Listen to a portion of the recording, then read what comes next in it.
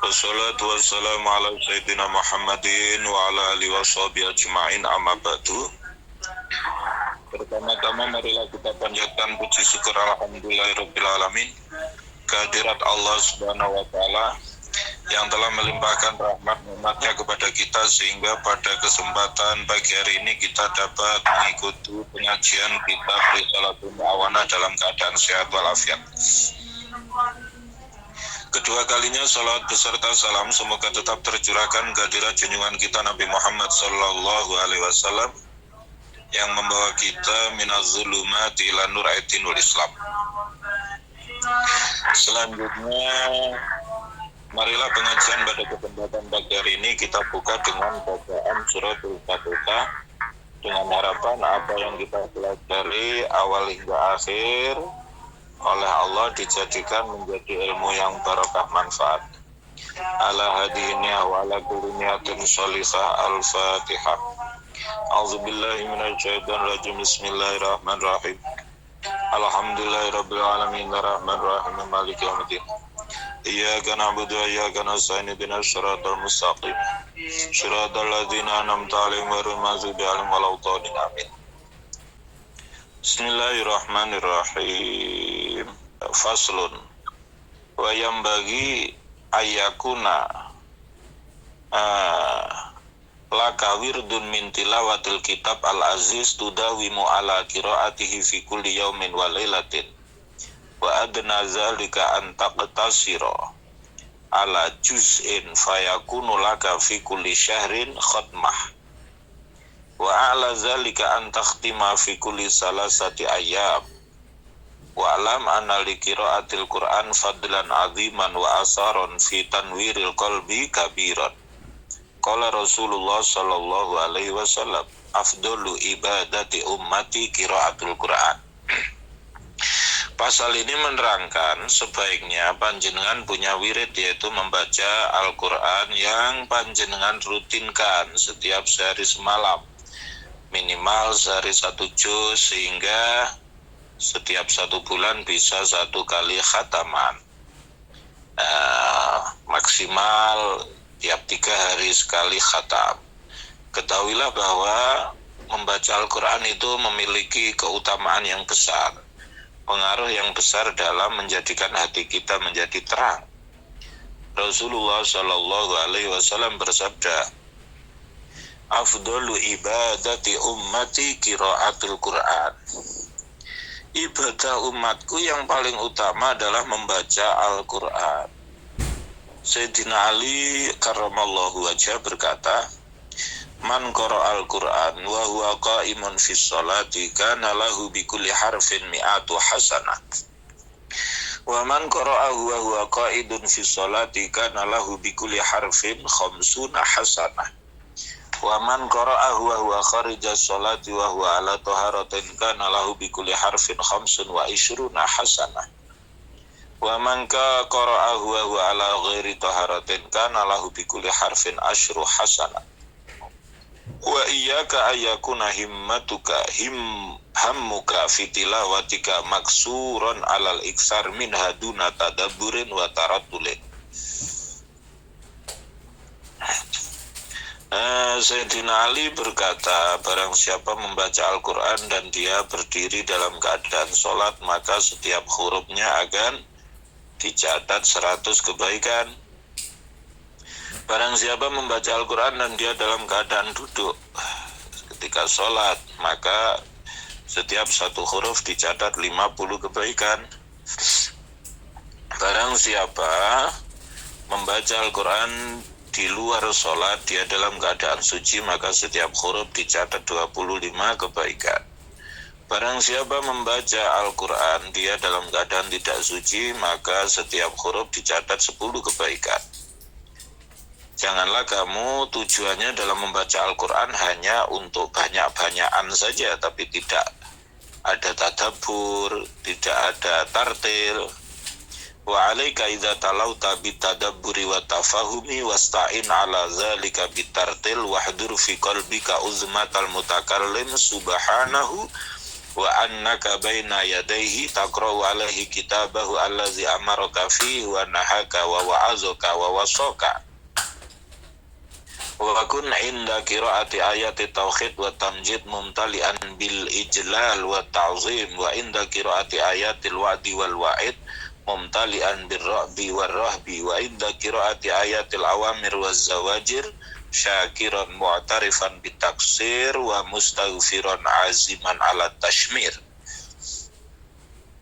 Dan hendaknya engkau ketika membaca Al-Quran dengan senantiasa mentadaburi, yaitu mengangan-angan maknanya, berusaha memahami, dan mintalah bantuan untuk bisa mentadaburi dengan cara membaca dengan tartil. Hadirkan di hatimu keagungan zat yang berfirman bahwa engkau berada di hadapan beliau Allah. Kamu membaca kitabnya yang diperintah kamu untuk membaca kitab tersebut, ya, di mana Allah menerangkan dalam kitabnya perintah dan larangannya. Allah menasihatimu, Allah berwasiat kepadamu, ya, di dalam Al-Quran itu. Hendaknya ketika engkau membaca ayat yang menerangkan tentang tauhid dan mengagungkan, hatimu penuh dengan pengagungan. Dan ketika membaca ayat yang berisi janji dan ancaman, hatimu penuh dengan cinta dan takut. Ketika membaca ayat yang berisi perintah dan larangan, hatimu senantiasa bersyukur, mengakui kekurangan, memohon ampunan, berusaha untuk bersemangat. Wa'alam annal Qur'ana huwal bahrul muhit wa minhu tustakhraju jawahirul ulum wa nafaisul fuhum wa man futiha lahu tariqul fahmi fihi minal mu'minin dama fathuhu wa tamma nuruhu wa tasa'a ilmuhu wa sara la yamallu qira'atahu lailan wala naharan li'annahu qad wajada fihi maqsudahu wa zafara minhu bimatlubihi wa hadhihi sifatul murid as-sadiq. Ketahuilah bahwa sesungguhnya Al-Quran itu seperti lautan yang luas, di mana dari lautan itu mutiara-mutiara ilmu bisa dikeluarkan, ya. Pemahaman-pemahaman yang indah bisa dikeluarkan. Barang siapa dibukakan pintu jalan kepahaman dari kalangan kaum mukminin, maka futuhnya itu akan langgeng dan nurnya itu sempurna, ilmunya itu luas, dan dia tidak akan bosan untuk senantiasa membaca Al-Quran siang dan malam, karena dia telah mendapatkan apa yang menjadi tujuannya, apa yang dicari. Itulah sifat murid yang sungguh-sungguh.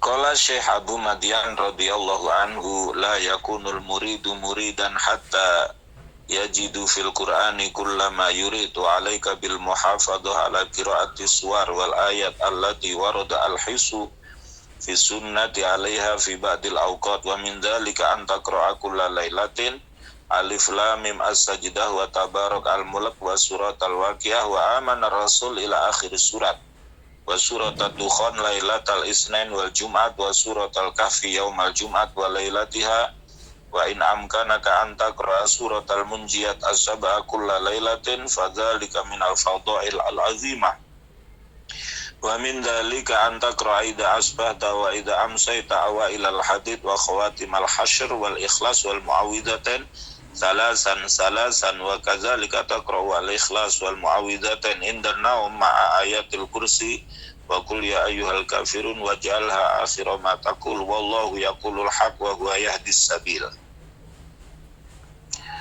Syekh Abu Madian radhiyallahu anhu berkata, seorang murid bukanlah murid sampai dia menemukan di dalam Al-Quran segala sesuatu yang dia kehendaki.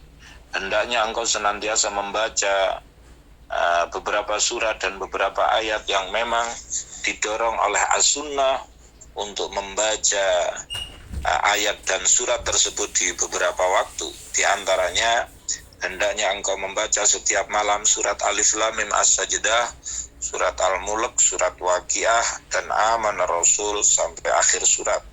Surat Ad-Dukhan malam Senin, hari Jumat surat Al-Kahfi hari Jumat malam Jumat, dan jika memungkinkan engkau membaca surat Munjiat yang 7 setiap malam.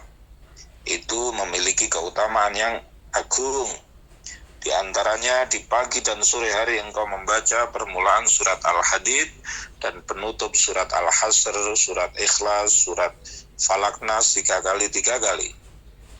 Dan engkau membaca surat Ikhlas, Falak Nas ketika mau tidur, ayat kursi, Qul ya ayyuhal kafirun. Jadikan ayat-ayat tersebut adalah akhir dari apa yang kamu ucapkan. Wallahu yaqulul haq. Allah senantiasa berfirman sesuatu yang benar, dan Allah menunjukkan kepada jalan yang benar. Faslun. Kalau bab sebelumnya mendorong kita untuk membaca Al-Quran, bab ini mendorong kita untuk membaca ilmu. Wa yambagi ayyakuna laka wirdun min qiraatil ilmi an-nafi' wa huwa alladhi yazidu fi ma'rifatika bidzatillah wa sifatihi wa af'alihi wa alaihi wa ta'rifu bihi ma amaraka bihi min ta'atihi wa nahaka an ma'siyatihi wa yurisaka zuhdan fid dunya wa raghbatan fil akhirah wa yubsiruka bi uyubi nafsika wa afati a'malika wa makayidi aduwika wa hadzal ilmu sabitun fil kitab wa sunnah wa kutubil a'immati wa qad jama'ahu al-imam al-Ghazali fi kutubihi al-azimatil qadri al-kabiratil khatirah indaman lahu basirah fid din wa rusukh fil ilmi wa kamalun fil yaqin. Fawadib ala mutala'atiha in kanat laka himmatun fi sulukit tariq wa raghbatun fil wusul ila maratibit tahqiq.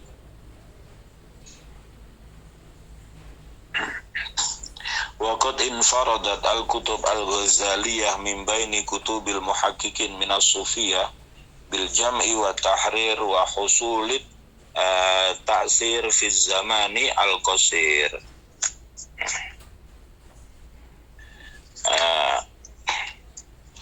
Pasal ini menerangkan sebaiknya engkau punya wirid, punya aktivitas membaca ilmu yang bermanfaat, yaitu ilmu yang bisa menambahkan kepadamu untuk ma'rifat terhadap zatnya Allah, sifatnya Allah, af'alnya Allah, nikmatnya Allah. Dan engkau mengetahui apa yang diperintahkan oleh Allah, yaitu berupa taat. Engkau mengetahui apa yang dilarang oleh Allah, yaitu berupa maksiat. Dan ilmu tersebut mengantarkanmu untuk zuhud di dunia dan mencintai akhirat. Ilmu tersebut menunjukkan kepadamu aib dirimu dan bahayanya amalmu dan juga tipu daya musuhmu. Ilmu ini ada dalam Al-Quran, hadis, dan kitab-kitab para imam. Imam Ghazali telah mengumpulkan ilmu tersebut dalam kitab-kitabnya yang agung. Maka berusahalah untuk mempelajari kitab-kitabnya Imam Ghazali. Dan jika engkau punya keinginan untuk suluk, menempuh jalan akhirat, kepingin wusul, dekat kepada Allah, maka hendaknya engkau mempelajari kitab-kitabnya Imam Ghazali. Nah, ini kitab-kitab tasawuf yang populer, ya, yang banyak memberikan pengaruh, ya, dalam kehidupan, seperti Ihya Ulumuddin, Bidayatul Hidayah, dan lain sebagainya. Dan hendaknya wa'alaika bil iksar min qiraati kutubil hadis wa tafsir. Hendaknya engkau memperbanyak membaca kitab hadis, tafsir, wa min mutala'ati kutubil qaum, dan juga mutala'ah, belajar kitab-kitabnya sufi. Karena hal tersebut bisa mengantarkan kepada futuh dan suluk yang sempurna, terbukanya mata hati dan menempuh jalan akhirat. Sebagaimana sebagian ahli ma'rifat mengatakan, tapi kamu juga harus dalam mempelajari kitab-kitab sufi itu harus hati-hati jika sampai kepada kajian-kajian yang sulit, ya. Misalnya ada dalam karangan-karangan Ibnu Arabi, dan juga beberapa karya Imam Ghazali seperti Al-Mi'raj dan Syekh Zarruq berkata untuk berhati-hati ya ketika mengkaji misalnya karangan Syekh Abdul Karim Al-Kailani, ini yang mutaakhir, kalau kepingin selamat. Ada juga kalau ada orang yang berkata tidak apa-apa mempelajari kitab-kitab tersebut karena saya mengambil sesuatu yang saya pahami, yang tidak saya pahami saya serahkan kepada musonefnya. Maka dikatakan kepadanya, ungkapanmu itu benar, tapi yang saya khawatirkan dari kamu adalah sesuatu yang kamu pahami itu sebenarnya tidak seperti itu gitu. Akhirnya kamu tersesat seperti yang terjadi pada kaum yang mempelajari beberapa kitab sehingga mereka terjatuh kepada zindik, ilhad. Mereka mengatakan tentang khulul ittihad. Ittihad itu ya manunggaling kaula Gusti, yaitu fala haula wala quwata illa billah. Tiada daya, tiada upaya kecuali semua atas pertolongan Allah. Faslun. Wa yanbaghi ayyakuna laka wirdun min dzikrillah ta'ala tahudduhu biwaqtin aw tahsuruhu biadadin wa hina idin fala ba'sa bisabahah lidobtil adat. Pasal ini menerangkan sebaiknya kamu punya wirid yang berisi zikir kepada Allah, waktunya yang ditentukan, jumlahnya ditentukan. Maka tidak apa-apa jika berzikir membawa tasbih untuk mengingat jumlah hitungan. Wa'lam anna zikra ruknu tariq wa miftahu tahqiq wa silahul muridin wa mansyurul wilayah kama qala ba'dul arifin wa qad qala Allah ta'ala fazkuruni azkurkum wa qala ta'ala fazkurullaha qiyama wa qu'uda wa ala junubikum. Ketahuilah bahwa sesungguhnya zikir itu merupakan rukunnya torik, artinya tiang. Kalau kita menempuh tarekat itu selalu diajarkan untuk berzikir, kunci agar kita sampai kepada hakikat dan senjata para murid dan bisa mengantarkan kepada kewalian. Sebagian ahli ma'rifat berkata, Allah berfirman, fazkuruni azkurkum, ingatlah aku maka aku akan mengingatmu.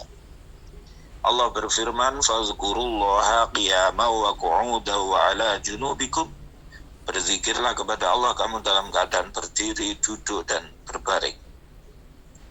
Allah berfirman, ya ayyuhalladzina amanu zkurullaha zikran katsira. Orang-orang yang beriman, berzikirlah kepada Allah zikir yang banyak. Rasulullah sallallahu alaihi wasallam bersabda, Allah berfirman, ana inda dhanni abdi bi wa ana ma'ahu hina yazkuruni fa in zakarani fi nafsihi zakartuhu fi nafsi wa in zakarani fi mala'in zakartuhu fi mala'in khairin minhu. Allah berfirman, hai orang-orang yang beriman, berzikirlah kepada Allah zikir yang banyak. Rasulullah sallallahu alaihi wasallam bersabda, Allah berfirman, aku tergantung bagaimana persangkaan hambaku kepadaku.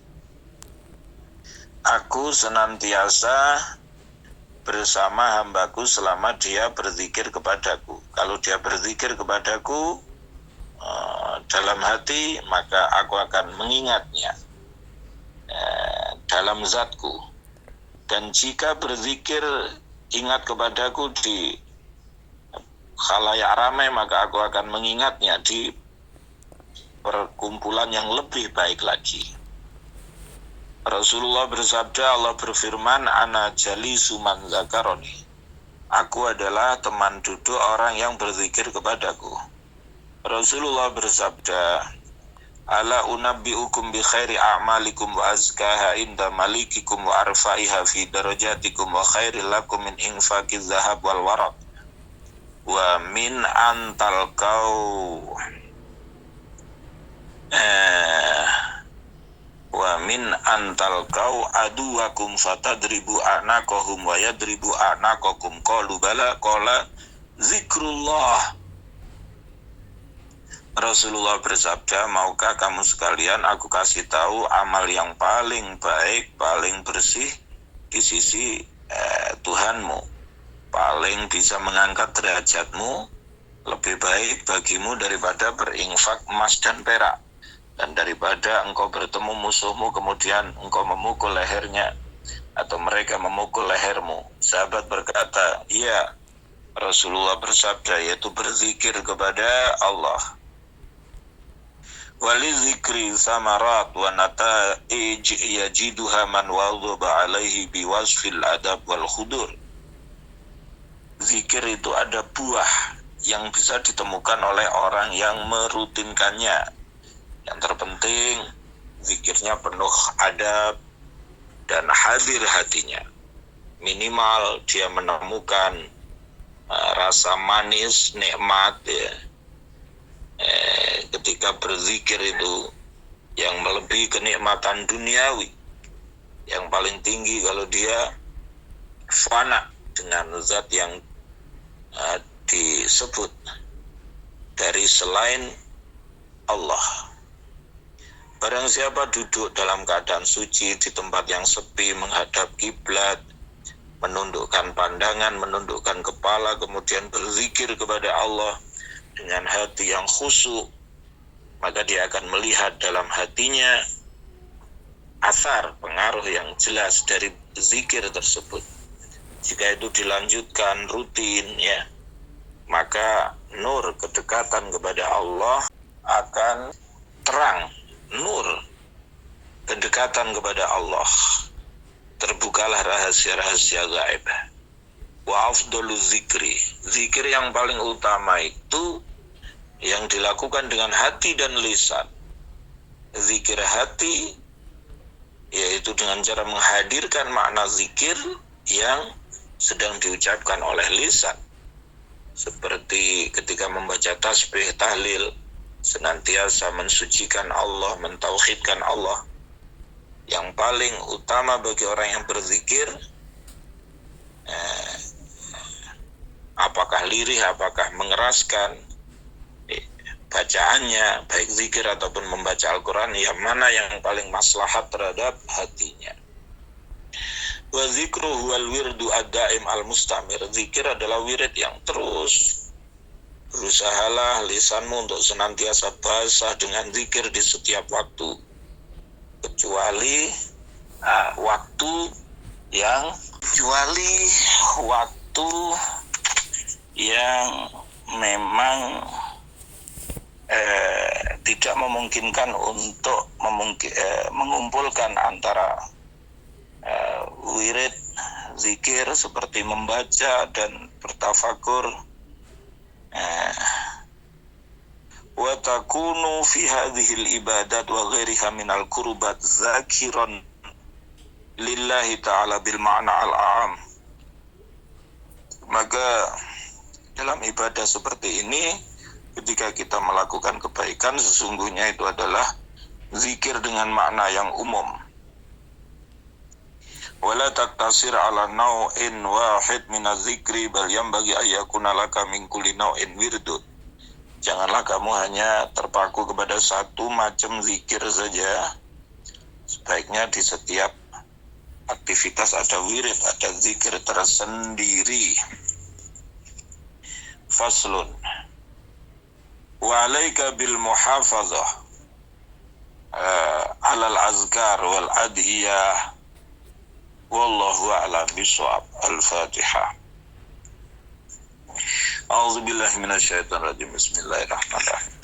Alhamdulillahirabbil alamin arrahmanir rahim maliki yaumiddin. Iyyaka na'budu wa iyyaka nasta'in ihdinas siratal mustaqim. Shiratal ladzina an'amta 'alaihim ghairil maghdubi 'alaihim waladdallin. Amin.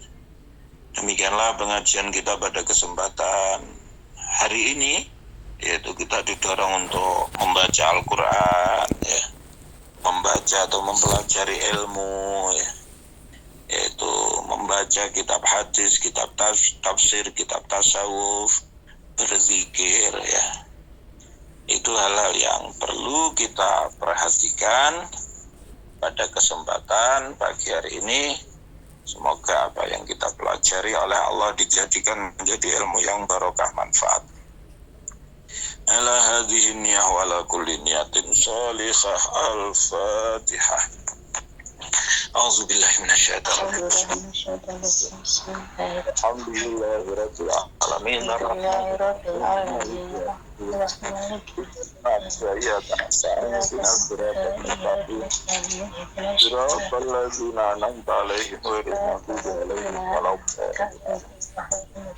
Sekian dan demikian kurang lebihnya mohon maaf akhiran wallahul muwaffiq ila aqwamit thoriq. Wallahul musta'an ila dukhulil jinan. Assalamualaikum warahmatullahi wabarakatuh. Waalaikumsalam warahmatullahi wabarakatuh.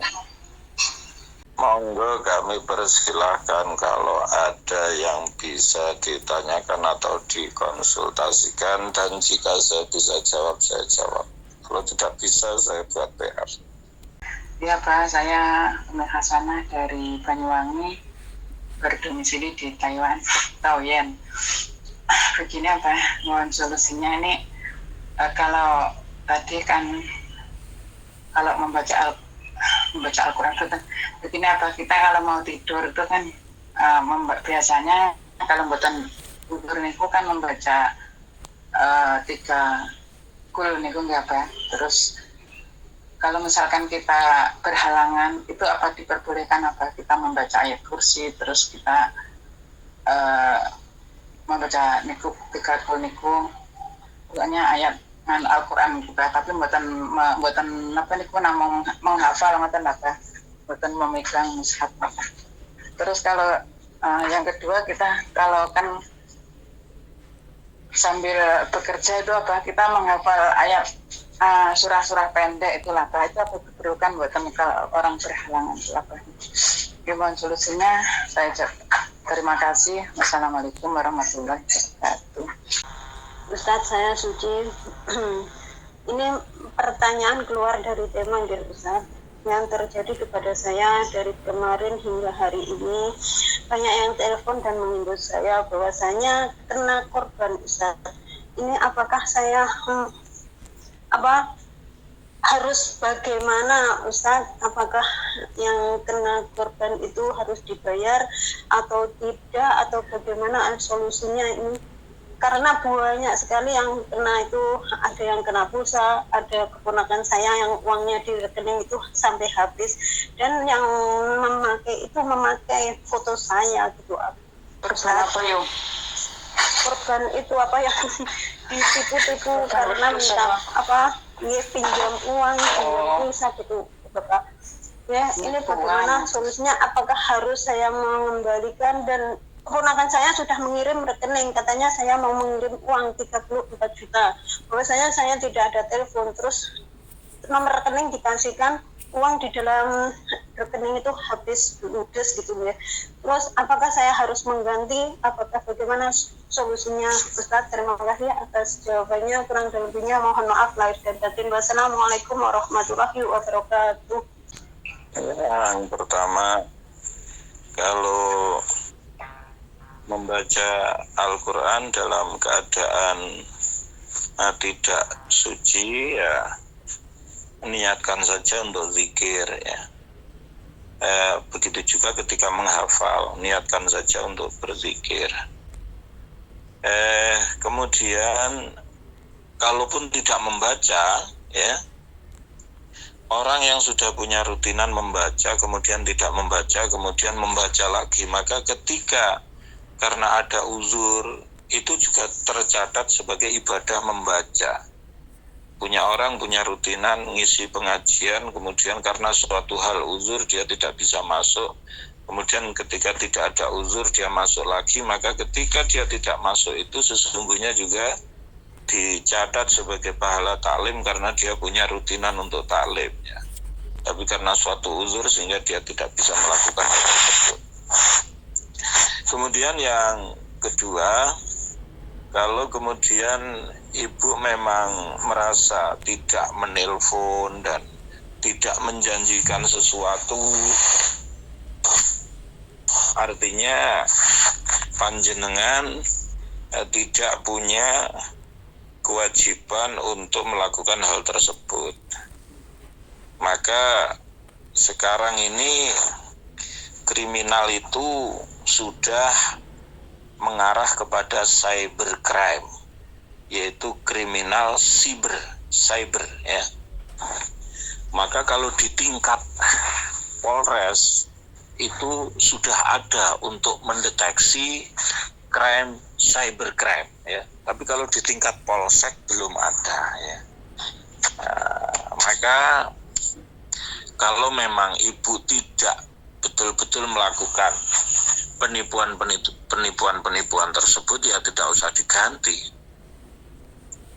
Yang jelas tentunya orang yang melakukan penipuan itu menggunakan nomor telepon yang berbeda dengan nomor telepon yang ibu miliki. Itu tentunya yang menjadikan kuat hujah atau argumentasi panjenengan.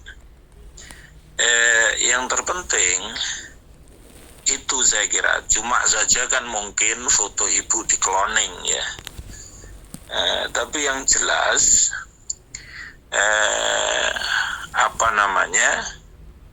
ibu tidak betul-betul melakukan hal tersebut. Memang penipuan via telepon, via WA, via macam-macam itu biasanya gaya ngomongnya itu memang cepat dan menghipnotis, sehingga orang yang kemudian diajak bicara itu tidak sempat niteni ini apakah suara benar saudara saya atau tidak ya. Sehingga orang yang diajak bicara itu seakan-akan didikte dengan ngomong yang neter ya.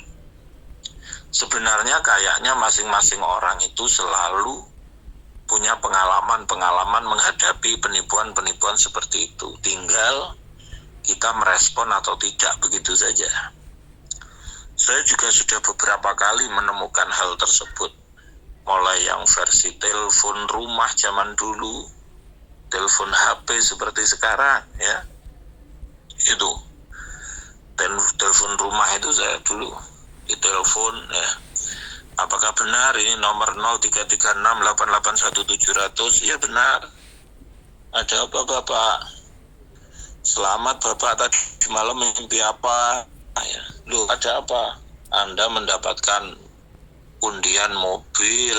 Loh, terus gimana? Ya Bapak, nomor rekening teleponnya berapa itu? Kemudian saya nanya ke balik saya, nomor rekening telepon itu berapa? Lah untuk keperluan apa le? Aku mari di telepon ini. Nah pusiku, ya. Saya sudah kadung mantap yakin, ya. Berdasarkan presentasinya itu. Akhirnya sama balik saya itu kabel telepon itu dicopot gitu aja, sehingga tidak berlanjut. Entah kalau saya jadi ngirim nomor rekening telepon mungkin akan habis banyak waktu telepon rumah. Kemudian yang versi telepon, saya kan mengelola panti asuhan.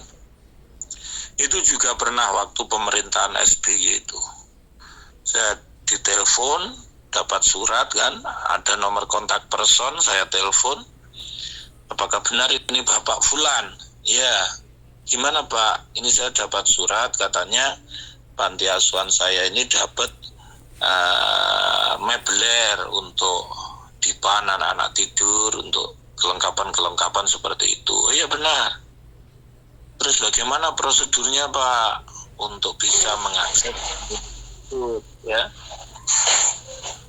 Ini Dinas Sosial seluruh Indonesia sudah dikumpulkan Presiden SBY bahwa untuk mencairkan bantuan tersebut saat itu nominalnya kalau tidak salah 90 juta. Itu masing-masing lembaga harus mengirimkan biaya administrasinya 5 juta. Oh gitu, ya sudah Pak. Itu nelponnya malam. Kemudian orangnya saya kasih tahu, karena ini sudah malam Pak, besok kita lanjutkan bincang-bincang di siang hari. Akhirnya ketika siang saya menuju ke Dinas Sosial Banyuwangi, saya mau mengkonfirmasi kebenaran surat tersebut.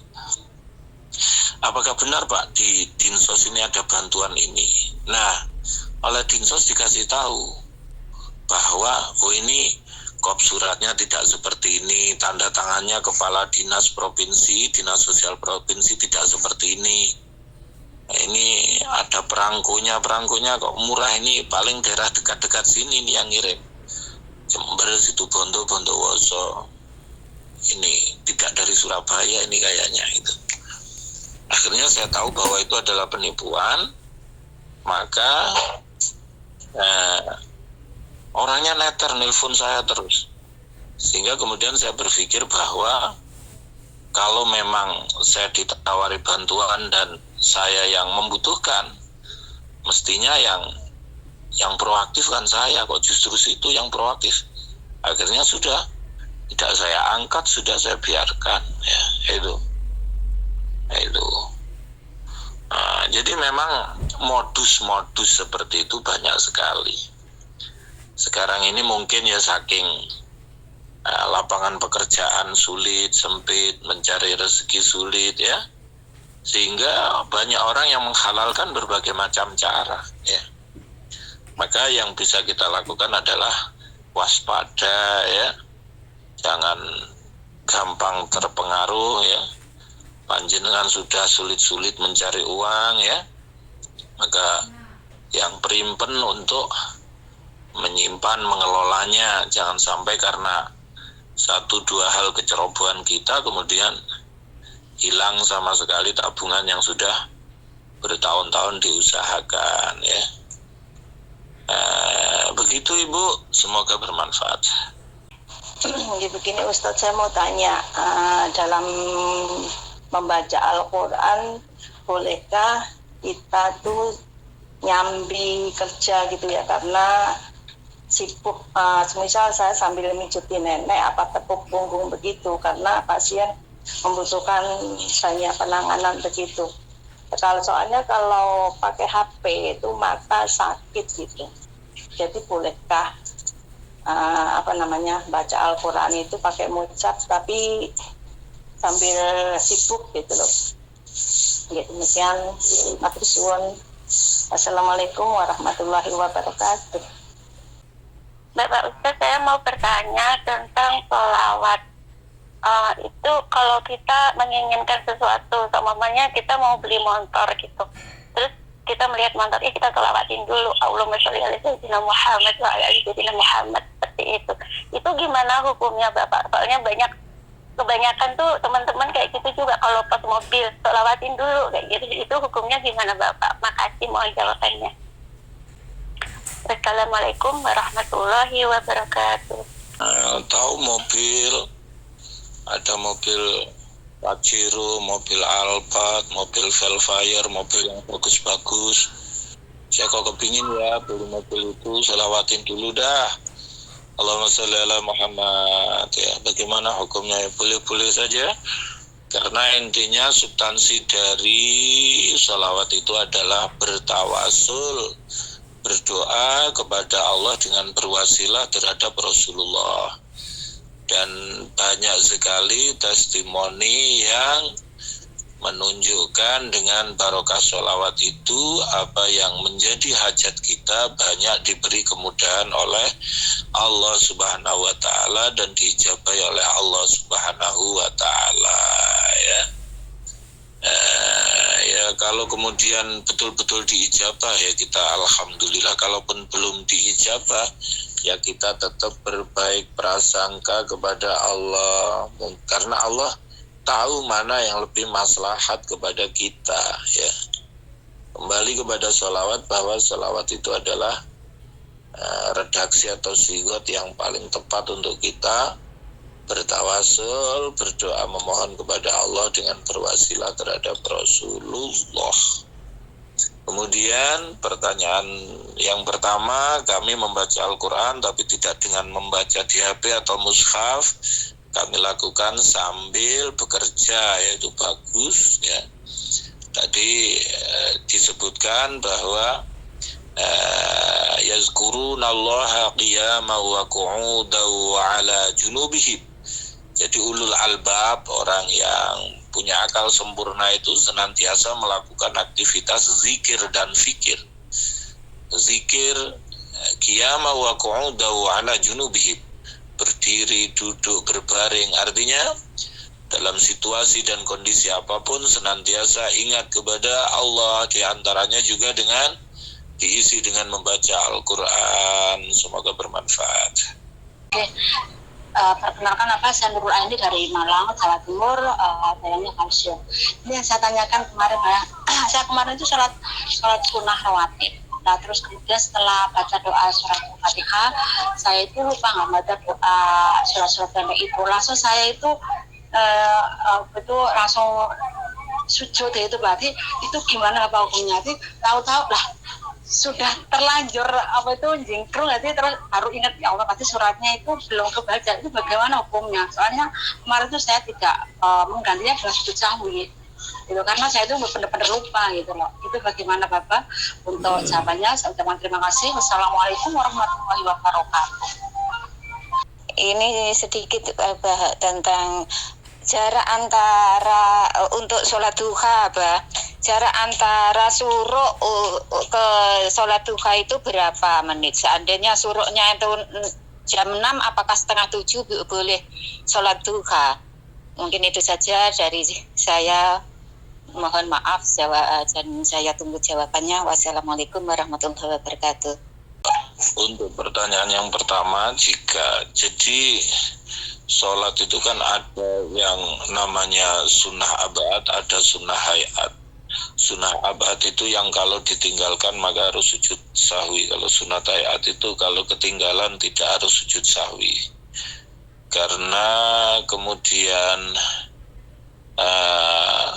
surat ini kalau yang terpenting itu justru di Fatihahnya.